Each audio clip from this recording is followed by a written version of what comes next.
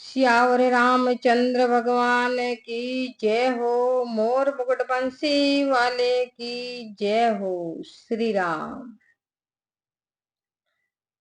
करुणा वरुणा के परम पिता परमात्मा के श्री चरणों में दंडोत प्रणाम करते हुए मम इष्ट देव श्री रामदास जी महाराज, श्री दयालुदास जी महाराज, श्री राघुदास जी महाराज के श्री चरणों में दंडोत प्रणाम करते हुए श्री राम गुरुदेव जी महाराज के श्री चरणों में दंडोत प्रणाम करते हुए भूत भविष्य वर्तमान के सभी संत महापुरुषों के श्री चरणों में दंडोत प्रणाम करते हुए और कथा में विराजमान श्री हनुमान जी महाराज के श्री चरणों में दंडोत प्रणाम करते हुए और अपनी वाणी को पवित्र बनाने वाली श्री सरस्वती माता जी के श्री चरणों में दंडोत प्रणाम करते हुए और कथा में विराजमान 33 करोड़ देवी देवताओं के श्री चरणों में दंडोत प्रणाम करते हुए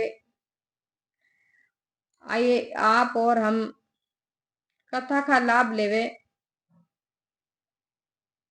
और कथा का लाभ हर किसी को नहीं मिलता। जो बहुत जन्मों के भाग्य और बहुत जन्मों के पुण्य इकट्ठा होते हैं, तब आप और हम लोगों को कथा सुनने और पढ़ने का लाभ मिलता है। तो आप और हम कथा की ओर बढ़े उससे पहले मंगलाचरण बोले और राम जी की लीला और माया का गुणगान करे। मैं हूँ श्री भगवान का, मेरे श्री भगवान, और कछु नहीं काम के, अंत समय के माय रामायंत समय के माय। राम बिना नहीं बोलिए, राम बिना नहीं खाए, राम बिना नहीं जागिए, राम बिना नहीं सोई, रामा राम बिना नहीं सोई। लीला रघुबर की कहूँ, आए जो सरदार, रामा आए जो सरदार। हाथ जोड़े विनती करूं, सब जन बारंबार, सियावर राम जय सिया राम। मंगल भवनि अमंगल हारे, उमा सहित जेहि जपत पुरारी। कथा प्रारंभ कीजिए, सुनो वीर हनुमान, रामा सुनो वीर हनुमान। राम लखन और जानकी, सदा करो कल्याण, सियावर राम जय सिया राम। मंगल भवनि अमंगल हारे, उमा सहित जेहि जपत पुरारी। दीन दयाल है बिरज संभारे, हरहु नाथ मम संकट भारे। विश्व भरण पोषण कर जोई, ताकर नाम भरत अस होई। रघुकुल रीत सदा चली आई, प्राण जाए पर वचन निजाए। धीरज धर्म मित्र अरु नारी, आपत काल पर किए चारी। बिनु सतसंग विवेक न होई, राम कृपा बिन सुलभ न सोई। श्री राम। राम सबने मेरा राम राम। और इस चैनल से जुड़े हुए सब मेरे भाई बहन, माता और पिता तुल्य सबको मेरा हार्दिक अभिनंदन। और संत महात्मा और गुरुजनों ने मेरा कोटि कोटि प्रणाम। और जो मेरे इस कथा में बोली में कुछ त्रुटि हो जाए और कुछ गलती हो जाए तो आप भाई और बहने, माता तुल्य, पिता तुल्य सब मेरे को माफ करे। आइए आप और हम कथा में प्रवेश करें। तो कथा ये कहती है और ये सिखाती है अपन को कि परमात्मा से प्रेम कैसे होते हैं और गुरु जी की भक्ति कैसे होती है। तो ये सब कथा रामायण जी में आती है और अपने बड़ों के साथ कैसे रहना चाहिए, अपने पुत्र के साथ कैसे रहना चाहिए। ये श्री रामचंद्र जी की कथा बहुत मर्यादित कथा है। जो इस कथा में प्रवेश करता है तो प्रभु श्री राम जी जरूर भक्ति का परम पद अपन को देते हैं। तो एक छोटी सी कथा आती है राजा जनक जी की। तो राजा जनक जी बड़े राज ऋषि थे और बहुत बड़े महात्मा भी थे और भक्ति का तो उसके पास भंडार थे, बहुत भक्ति भी करते थे और बड़े महापुरुष भी थे। अष्टावक्र जी के चेले थे राजा जनक जी। इतने अच्छे काम करते तभी तो सीता मैया ने उनके घर अवतार लिया था। स्वयं लक्ष्मी सीता जी के अवतार लेकर राजा जनक जी के घर बाल लीलाएं की थी। तो राजा जनक जी की ऐसी कथा आती है कि राजा जनक जी भक्ति करते करते बूढ़े हो गए और कथा ऐसी आती है कि राजा जनक जी अंतिम सांस लेने लगे और राजा जनक जी का अंतिम भी आ गया। इधर तो राजा जनक जी का अंतिम आने लगे और उधर विष्णु लोक में भगवान विष्णु अपने प्रेताओं से कहने लगे कि हे प्रेताओ, जाओ राजा जनक जी को देवलोक विष्णु लोक में लेके आओ और लेके भी आना और उस रास्ते से आना जिस रास्ते में नरक है। तो नरक वाले रास्ते से राजा जनक जी को लेके आओ। अपने प्रस्तावों को राजा जनक के लिए भगवान विष्णु ने विदा किया और कहने लगे कि उसी रास्ते से लेके आना। तो प्रस्ताव कहने लगे कि हे भगवान विष्णु, हे प्रभु, राजा जनक जी तो महान तपस्वी थे और बड़े राजऋषि थे और माता सीता के पिताजी थे और अष्टावक्र जी के चेले थे। तो उसने तो बहुत पुण्य किया और बहुत भक्ति की। तो आप प्रभु ऐसा क्यों बोलते हैं कि राजा जनक जी को नरक की तरफ से लेके आना। आप ऐसा क्यों कहते हो, क्यों नरक का रास्ता बताते हो प्रभु। तो भगवान विष्णु कहने लगे कि हे प्रेस्तावो,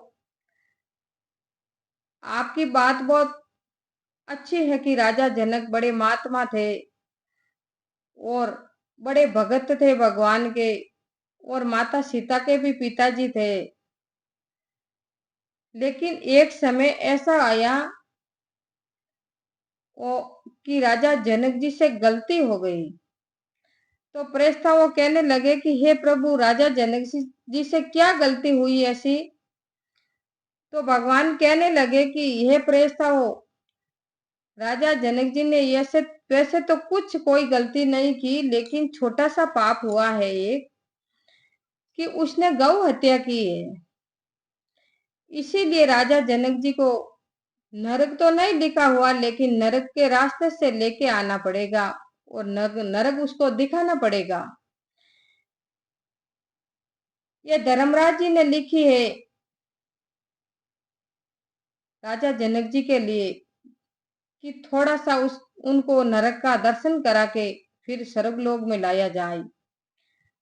तो प्रेस था वो राजा जनक जी को लेने के लिए गए और राजा जनक जी को बच्चे बड़े अच्छे सिंहासन ऊपर बैठा के प्रेस था वो भगवान विष्णु लोक में लेके जा रहे हैं। तो राजा जनक जी को जाते जाते रास्ते में भयंकर नरक सुनाई दिया।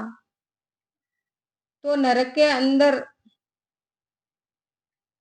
जो प्रेत आत्माओं थी वो नरक में तो हाहाकार मची हुई थी। तो उधर से राजा जनक जी जा रहे थे तो थोड़ी दूर उनको आवाज आई और हाहाकार की आवाज आई और बहुत चिल्लाने की आवाज आई। हाहाकार मचा हुआ है और बहुत जोरदार बड़ी बड़ी गुंजाने करने लगे और आवाजा होने लगी राजा जनक जी को। तो राजा जनक जी कहने लगे प्रेस्ताओं की, हे प्रेस्ताओं ये क्या है। तो वैसे जैसे राजा जनक जी नरक से गुजरे तो राजा जनक जी बहुत अच्छे महापुरुष थे। उसकी भक्ति की सुगंध प्रेत आत्माओं को आने लगी। तो प्रेत आत्माओं को बड़ी शांति मिली और सुख मिला और वो हाहाकार करना बंद कर दिया और उनको शांति मिल गई और वो शांत चित्त से बैठने लगे। तो राजा जनक जी कहने लगे प्रेत आत्माओं की, हे प्रेत आत्माओं ये क्या हाहाकार मचाया आपने। और प्रेस्ताओं को भी कहने लगे कि भाई इसने क्या हाहाकार मचा दी। इतनी दूर से तो आवाज आती कि ये बहुत चिल्ला रहे थे और हाहाकार मची हुई थी, लेकिन अभी हम पास में आए तो ये चुप क्यों हुए भैया, ये क्या कारण है। तो प्रेस्ताओं बोले कि हे राजा जनक जी ये घोर नरक है और नरक में ये बड़े प्रेत आत्माओं है तो इनको शांति नहीं मिलती है। तो राजा जनक जी कहने लगे कि ये अब क्यों शांत हुए हैं। तो प्रेस्ता वो कहने लगे कि हे राजा जनक जी ये आपकी आने के लिए, आपके आने का आगमन सुन के ये प्रेत आत्माओं को शांति मिल गई। तो राजा जनक जी मन में विचार करने लगे कि भगवान को याद करने लगे कि हे भगवान मेरे आने से इनको इतनी शांति मिल गई तो क्यों नहीं मैं यहीं रह जाऊं तो इतनी आत्माओं को शांति मिलेगी। तो राजा जनक जी मन में ये बात ठान ली कि अब हम तो यहीं रहेंगे, हम भैया स्वर्ग नहीं चलेंगे, हम तो यहीं नरक में ही रहेंगे, क्योंकि मेरे आने से इतनी आत्माओं को शांति मिल गई तो मेरा तो काम ही भगवान की भक्ति और दूसरों को शांति दिलाने का है। तो राजा जनक जी कहने लगे कि भैया अब हम भगवान विष्णु लोक में नहीं चलेंगे। तो उधर विष्णु लोक में भी हाहाकार मच गई कि राजा जनक जी आ नहीं रहे हैं और प्रेत आत्माओं के लिए वहीं ठहर गए। तो प्रेस्ता भी अब अदर बीच में लटक गए, करे तो क्या करे भैया। विष्णु जी का ऑर्डर है राजा जनक जी को लेके आओ, लेकिन राजा जनक जी तो नरक में ठहर गए कि भाई हम नहीं चलूंगा, हम चलेंगे तो इतनी आत्माओं को लेके चलेंगे। तो अब करे तो क्या करे। तो राजा जनक जी ने बड़ा हट किया और बड़ा जिद किया तो भाई हम तो रहेंगे तो यही, नहीं तो इन सबको लेके चलो स्वर्ग में। मेरे आने से इनको इतनी शांति मिल गई तो मेरे पास रहने से इसका क्या होगा। तो विष्णु भगवान ने ये बात सुन ली कि राजा जनक जी अड़ गए हैं और कह रहे हैं कि इन सब आत्माओं को स्वर्ग में ले तो हम चलेंगे। तो भगवान विष्णु जी ने ऑर्डर दिया कि चलो भाई सबको लेके आ जाओ। तो प्रेत आत्माओं को सब जनक जी सबको लेकर स्वर्ग में जाने लगे और प्रेस्ताओं ने आकर जनक जी को बोले कि हे जनक राजा, भगवान का आदेश है कि आप इन सब आत्माओं को लेके चलो स्वर्ग में। तो राजा जनक जी सब आत्माओं को लेके स्वर्ग में चले गए और सबको मुक्ति दिलाई और गति दिलाई। ऐसे राजा जनक जी की कथा आती है और बड़े महात्मा थे राजा जनक जी। और भक्ति का प्रताप भी ऐसा ही है और भक्ति का प्रभाव ही ऐसा है कि अपन का भी जीवन सुधरता है और पास वाले का भी जीवन सुधरता है। तो भगवान की भक्ति भैया कम नहीं है। जिसने भगवान की भक्ति की है उसकी सुगंध ऐसी होती है और उसका आचरण ऐसा ही होता है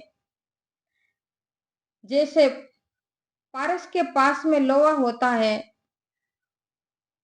और पारस की टच लगते ही वो लोहा सोना हो जाता है। तो मेरे भाई बहनों, माता और पिता तुल्य सबको मेरा निवेदन है कि आप अपने जीवन में कभी खाली नहीं रहे। जैसे भोजन में नमक की जरूरत होती है, ऐसे ही अपने जीवन में भक्ति की जरूरत होती है और परमात्मा के नाम की जरूरत होती है। जिस प्राणी ने भगवान की भक्ति नहीं की है तो उसका जीवन फीका है। जैसे बिना नमक के भोजन रहता है, उसी तरह उस आत्मा का जीवन रहता है जिस आत्मा में प्रभु परमात्मा विराजमान नहीं है और परमात्मा का नाम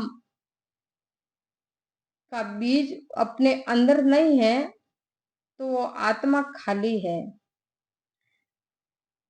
जैसे किसी भाई का घर है और वो खाली पड़ा रहता है और उसमें कोई नहीं रहते हैं, तो हर किसी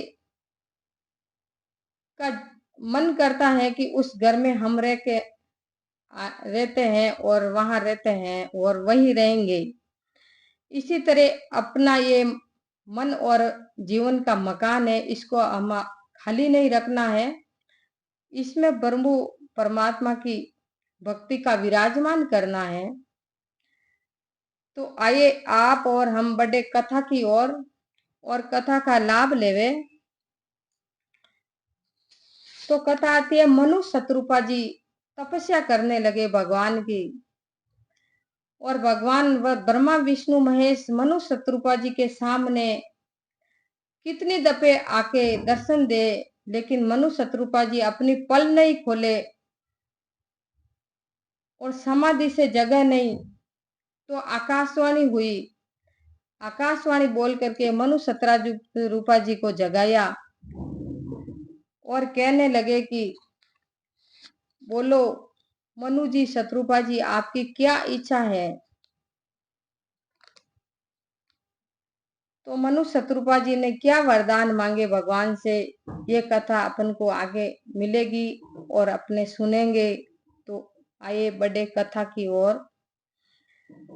शत्रुपहि बिलिल लोक कर जोरे, देवी मांगु बर जो रुचि तोरे, जो बरुनाथ चतुर नप मांगा, सोई कृपा मोहि अति प्रिय लागा।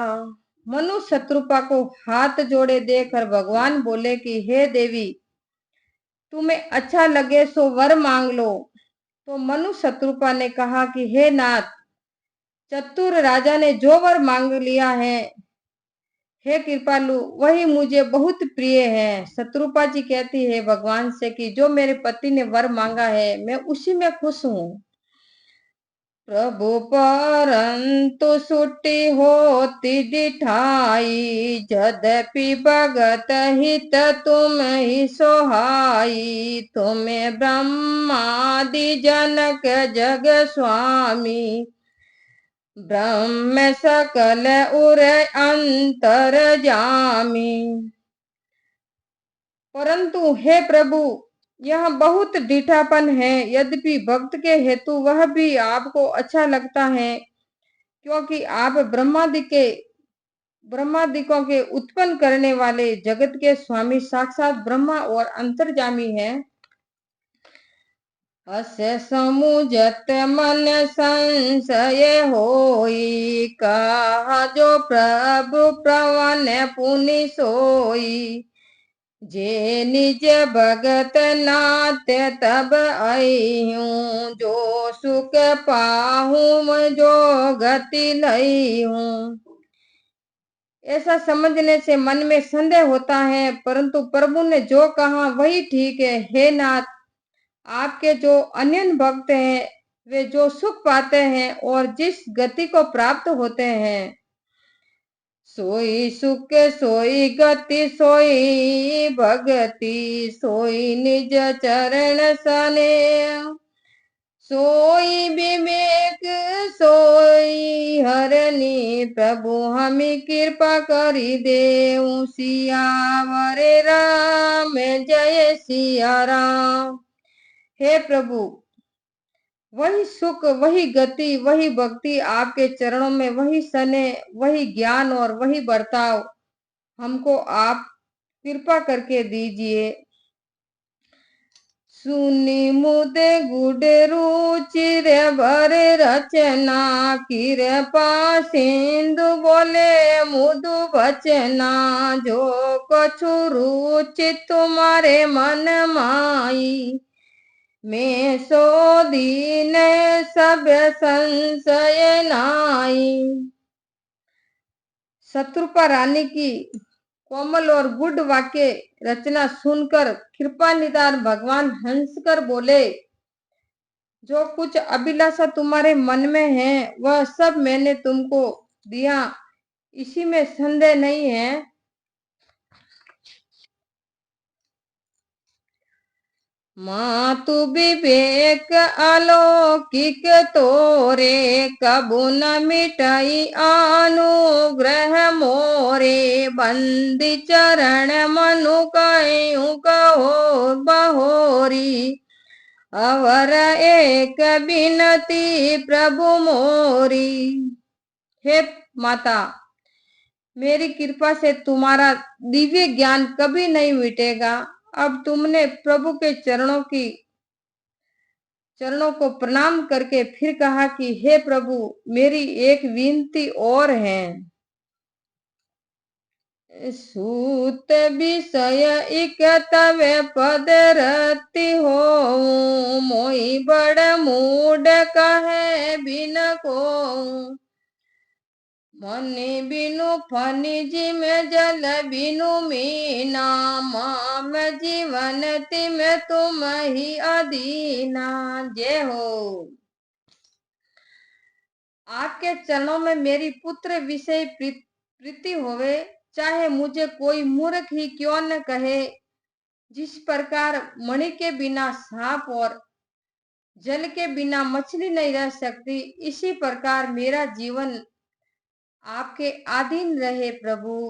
तो मनु और शत्रुपा जी भगवान से विनती करी, और शत्रुपा जी भगवान से प्रभु परमात्मा से विनती करके बोले, श्री राम।